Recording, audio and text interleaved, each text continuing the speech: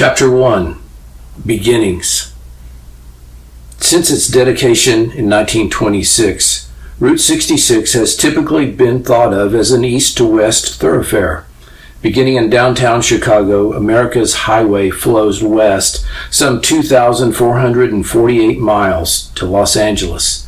Even before becoming the beginning/ending bookends of Route 66, these two great American cities had much in common.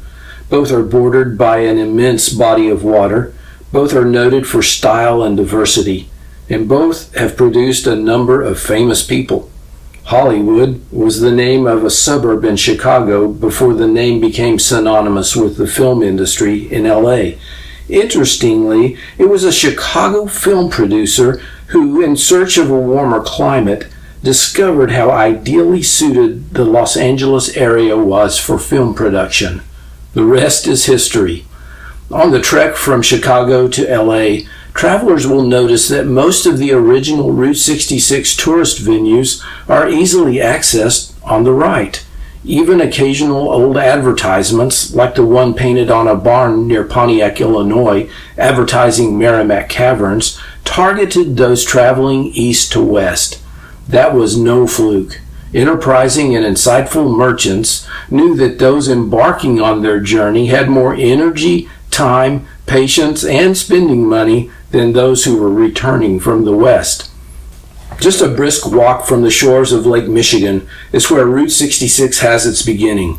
The actual starting point has moved around a few times, but you can still put a car in gear at Michigan Avenue in Jackson, or Michigan and Adams, and that's where the official marker is today, or at Lakeshore Drive, and begin the, quote, adventure, the journey, the quest, whatever you choose to call it as you travel. It is all good, like the French toast at Lou Mitchell's.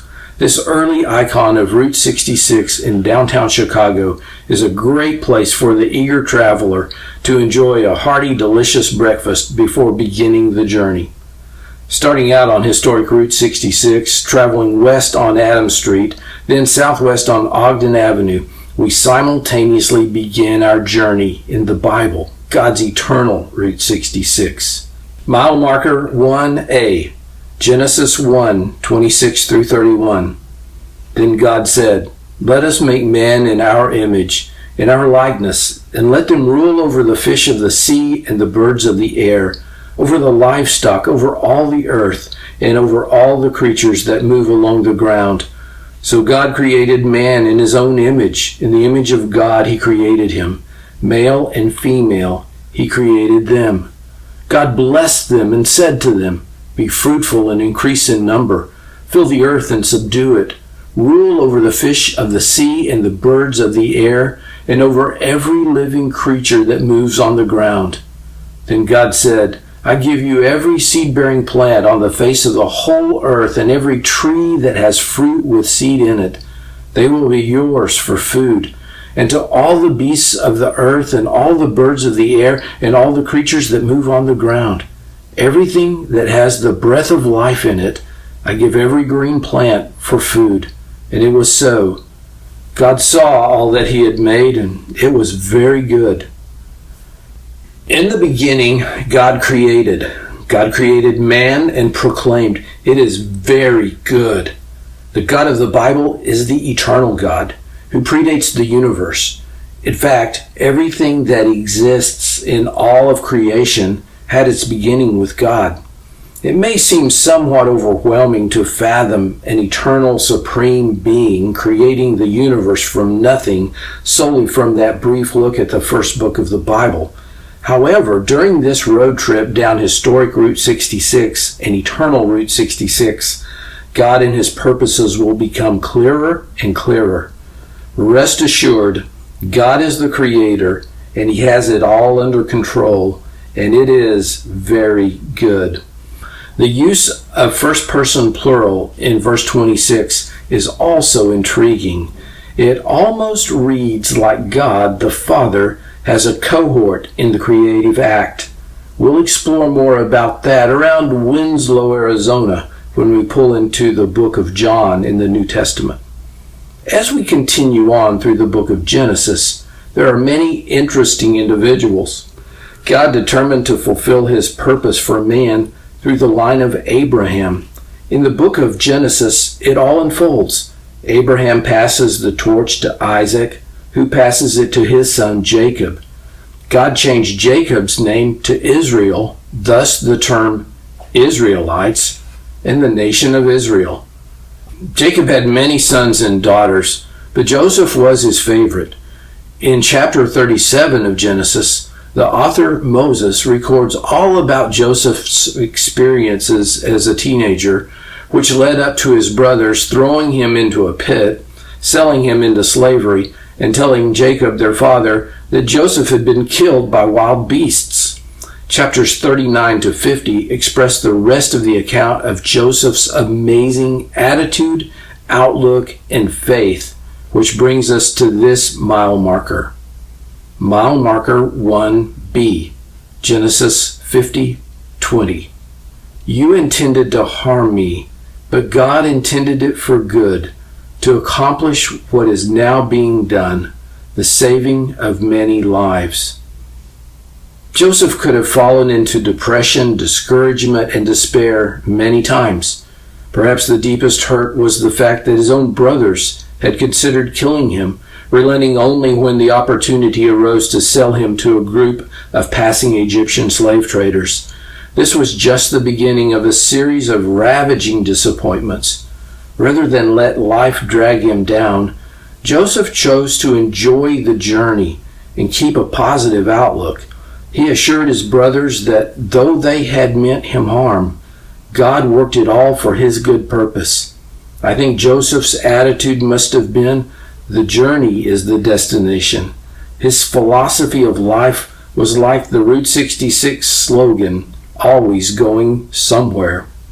One of the owners of our first breakfast stop, Lou Mitchell's restaurant, takes time to visit with us. She tells us, people come running into our restaurant and curtly say, "Booth for two, please."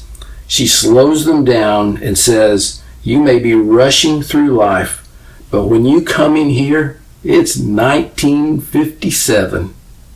This businesswoman exhibits the Joseph attitude, that the joy is in the journey. We can see God at work in our lives if we'll just slow down and get the grander perspective. Ann and I love to slow down at Lou Mitchell's every chance we get. It is as good a breakfast as can be found anywhere. They boast the world's best coffee, and we can't argue. It makes starting at the beginning of Route 66 worth the effort. Travelers have been starting their days and their journeys at this restaurant since 1923. Continuing on out of downtown Chicago, down Ogden Avenue toward Joliet, we stop at the Skylight Family Restaurant, a great Route 66-ish place to eat, by the way. Ann and I tell our server about the trip we're making, a 22-day trip from Chicago to Santa Monica on old Route 66. She's astounded. She tells us that she just wants to hurry up and get where she is going. Flying is her preferred travel mode. Her goal is to hurry to the destination. It's good that Joseph had the joy in the journey, not the hurry to the destination attitude. And what a lesson for us to learn early on in our trip. The journey is the destination. Enjoy the journey. Mile marker 2, Exodus 3:1-12. Now Moses was tending the flock of Jethro, his father-in-law, the priest of Midian, and he led the flock to the far side of the desert and came to Horeb, the mountain of God. There the angel of the Lord appeared to him in flames of fire from within a bush.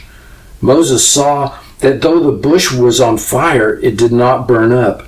So Moses thought, I will go over and see this strange sight, why the bush does not burn up. When the Lord saw that he had gone over to look, God called to him from within the bush, Moses, Moses. And Moses said, Here I am. Do not come any closer, God said. Take off your sandals, for the place where you are standing is holy ground. Then he said, I am the God of your father, the God of Abraham, the God of Isaac, and the God of Jacob. At this, Moses hid his face because he was afraid to look at God. The Lord said, I have indeed seen the misery of my people in Egypt. I have heard them crying out because of their slave drivers, and I am concerned about their suffering. So I have come down to rescue them from the hand of the Egyptians, and to bring them up out of that land into a good and spacious land, a land flowing with milk and honey. So now go, I am sending you to Pharaoh to bring my people, the Israelites, out of Egypt. But Moses said to God, Who am I that I should go to Pharaoh and bring the Israelites out of Egypt? And God said, I will be with you, and this will be the sign to you that it is I who have sent you.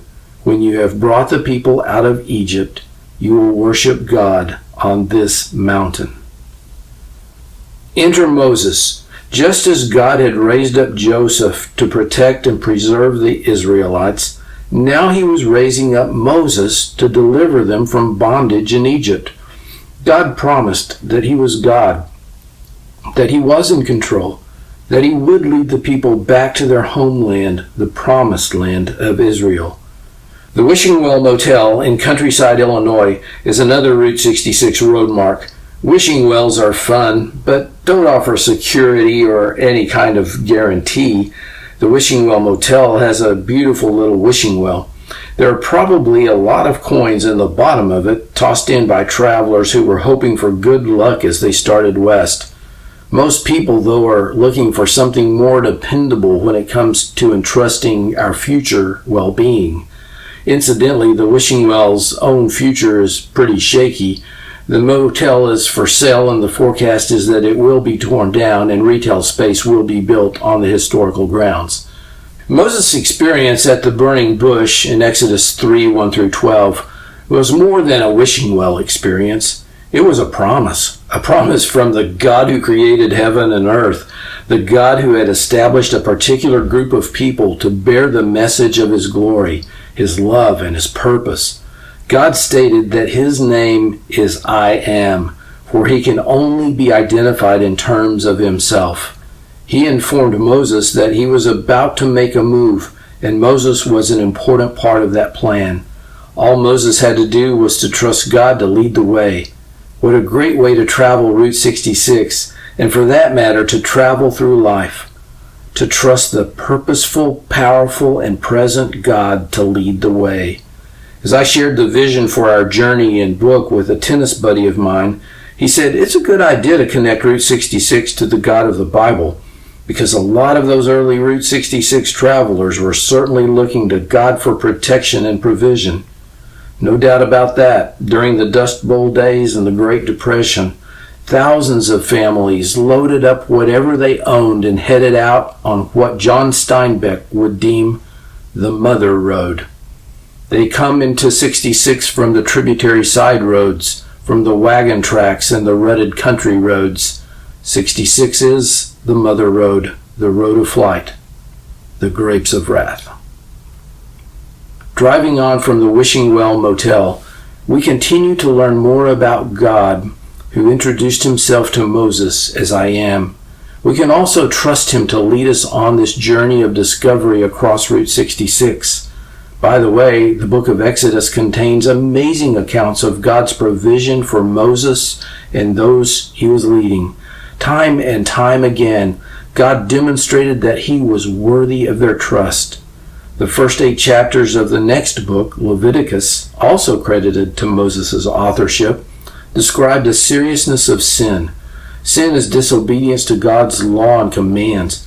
These chapters also describe atonement for sins. Atonement refers to the procedures God's people were to follow in order to acknowledge their sin and demonstrate their trust in God for deliverance. These chapters emphasize that sin's consequences are costly, disrupting our relationship with God and others. People need help from God himself. Left to our own devices, mankind will not pursue God, nor will we pursue godly living. God sets the bar high, so high that no human can reach it. However, he has the power to make us more like him than we could ever imagine. In the passage at our next mile marker, there is a foreshadowing of something coming when God himself will make people holy and acceptable. Mile marker 3, Leviticus 20, 7 through 8. Consecrate yourselves and be holy, because I am the Lord your God. Keep my decrees and follow them. I am the Lord who makes you holy. These two verses offered the people hope, something to which they could look forward. It was the hope to which generations of Hebrew people would hold for centuries until it would ultimately be fulfilled in the coming of the Messiah. It was the hope that the Lord himself, the great I Am, would make them holy, meaning set apart for his purposes and glory. Hope is what keeps people going. Anticipation is an important and essential part of traveling through life. It builds expectation and excitement. Savvy marketing minds for early Route 66 businesses understood the principle of anticipation. A great example of that can be seen in the Merrimack Cavern sign painted on the side of a barn mentioned earlier. It is located just a few miles south of the Chicago metropolitan area, hundreds of miles before the site of the cave. The sign plants a little seed of anticipation in the mind of the young traveler, giving him that hope that there is something on down the road to which he can look forward. Ann and I look forward to our next visit to Merrimack Caverns. It is an amazing experience which we highly recommend. When I read Leviticus with all the rules and rituals, I'm so thankful that there is a sign on a barn revealing that God has something else in store on down the road, which has provided complete forgiveness for my sins once and for all. I can't wait to get to that part of the trip. There will be more foreshadowing and more advance notice that it is coming. The good news is that it has already happened. If we keep reading, we will find out all about it and can experience it ourselves. Like Merrimack Caverns, God's provision also involves a cave. More on that later. Part of the fun is looking forward to what lies ahead. People often wonder how the people of the Old Testament, this first part of the Bible before the coming of the Messiah, Jesus Christ, how they were brought into a relationship with God. It was for them, as it is for people today, a matter of trusting in God's grace through faith in a loving and forgiving God. Obedience to God's law is, for all who receive his grace, a response of love to God's goodness. Salvation has never been earned by following a certain set of laws. It has always been about grace. Mile marker 4, number 6, 22 through 26. The Lord said to Moses, "Tell Aaron and his sons, this is how you are to bless the Israelites. Say to them, the Lord bless you and keep you. The Lord make his face shine upon you and be gracious to you. The Lord turn his face toward you and give you peace." People often scratch their heads and wonder what God wants for those who turn to him. Here it is. He wants to bless people. He wants people to know him, bear his name, and experience his peace. In Pontiac, Illinois, Ann and I get a little glimpse of the kind of blessings God has in store for those who seek him. We're welcomed to our first motel after a day of traveling the old road by our hosts, Hines and Hildy, at the Downtowner Motel. This is a great vintage Route 66 motel with the same owners for over 40 years. Features include parking just outside the door to the room, a Coke bottle opener attached to the wall, a full flowing shower with no water saver shower head, and real glass drinking glasses, sanitized and placed in little sanitary sacks which were made for that precise purpose. Ann is partial to the yellow tile in the bathroom. Pontiac is an excellent place for a traveler to get the feel of the 1950s in the heyday of Route 66. The townspeople are friendly and take a lot of pride in their community. The city has a beautiful riverside park through which we take a leisurely walk, experiencing some of that peace which Moses wrote about in the passage in Numbers chapter 6. Also, Pontiac is home to arguably the finest courthouse between Chicago and LA. Catch it at sunset for a real treat. The next morning, Hildy surprises us with a gift basket from the Pontiac Visitor Center.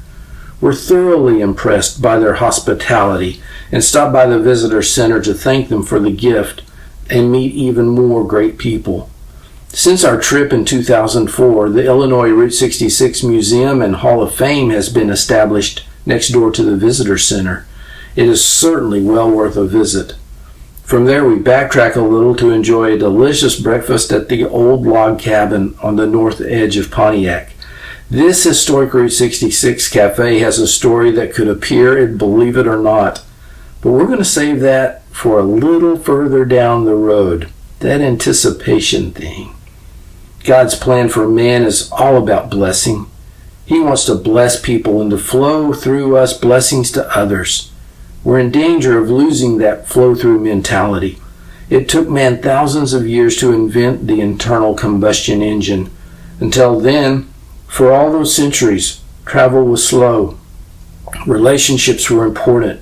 Roads went through the center of towns, and the towns built up around the roads. Route 66 was, at first, nothing more than a 2,400-mile compilation of countless main streets and country roads tied together like a big ball of yarn remnants. As more people got cars and cars got better and faster, man's need for speed grew proportionately. The goal of travel was no longer just to get from point A to point B, but to do so with as much speed and as little interruption as possible. So we built roads around the little towns, then straightened and leveled out the roads, then bypassed or put freeways through the larger towns and cities. Service stations changed as well. Little neighborhood operations with mechanic on duty signs gave way to larger stations, which gave way to self-serve pumps as an option, which led to only self-serve pumps. As automobiles became more and more reliable, mechanics were no longer employed by the gas stations. Roads changed. They became smoother, wider, flatter, safer at higher rates of speed, but they lost that quality of encouraging the experience of community along the way. Transportation evolution has brought us to the place where we can pump our own gasoline, pay at the pump, and purchase food from vending machines or drive-through windows. It would actually be possible to travel across the United States and never look anyone in the eye. Route 66 has benefited from, witnessed, facilitated, and been left in the dust by progress. What gave birth to the Mother Road eventually led to her demise. Why do we reach back to the glory days of Route 66? I think we reach back because we long to slow down, to travel 100 miles a day instead of 500. We want to hear people speak with a different accent, to see farms and houses and businesses as we drive, instead of just big green generic highway signs telling us which lane we need to be zooming down. Lodging has changed as well. Historically, the greatest need for motels was during the peak of the Route 66 era. Families traveled together in station wagons. The kids could hardly wait to get out and dive into the motel pool off the diving board, which is now gone because of one too many lawsuits or insurance claims. The car had to be parked outside the motel room too, because there was no way to lug all that stuff through a hotel lobby. Since traveling families could only cover a couple of 100 miles per day, there was a need for more motels in more towns. People today generally do not slow down long enough to stop for an overnight in a small town. History is a look in the rearview mirror, but isn't about going backwards. Time only moves one direction, and as far as I've experienced it, that direction is forward. So how can we benefit from reliving and remembering the bygone days of Route 66? We benefit if we get the message that people and pace matter. Our contemporary culture is blessed with great roads, cars, convenience stores, and with pay-at-the-pump accommodations, fast food restaurants, and drive-through windows. That is all fine, but we've got to remember the people and pace principle. In this case, history can benefit us if we avoid using the speed and convenience of today's amenities only to improve our efficiency and productivity, we must let it also free up more time to be with people and to be still and to experience the presence of God. We can enjoy the opportunity to move from point A to point B more quickly, but take time to encourage that teenager who works at the convenience store, or get out of the car and walk into the fast food restaurant. We can speak to some people and give them the change of pace that comes from hearing an accent that reveals, I'm not from around here. And when we are from around here, we can make it our goal to encourage the employees or even to get to know them. We must never forget that God's greatest moments for us are never to be hoarded. They are always meant to be shared. They are about our lives, enhancing the lives of others, and in the process, our lives being enriched by theirs. Looking back at how it was in the golden days of Route 66 can also benefit us. How? Every now and then, we can drive a country road, one that passes by rows of crops and through small towns. Take an intriguing exit just to see where it goes. Drive for a whole day without engaging the cruise control. Feel the car come to a complete stop at an intersection at a town square. Put the windows down and breathe deeply, listening to the sounds and seeing the beauty of a slower pace, the people and the trees. We would be wise if we could look back at history and move forward at a more relaxed pace, with our senses fully engaged to receive the blessings that God spoke to Moses about in Numbers 6:22 through 27. We would be wiser still to get out of our cars and hang out with some people long enough to pass the blessings along to them. Route 66 is the story of normal people. It's about cafes, motels, roadbeds, and shops where people have gone and shared good times in life. It's where local people rub shoulders with travelers and lives are enriched.